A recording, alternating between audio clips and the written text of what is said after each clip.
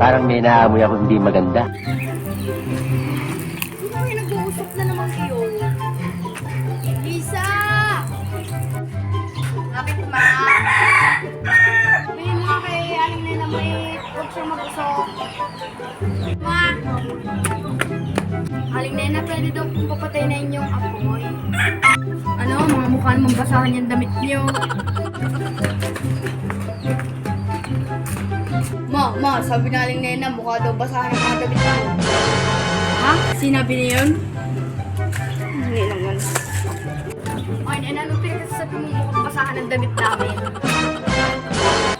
Walang ganun, Mars. Ito nga, bibigay nga ako sa'yo eh. Salamat, Nena, ha?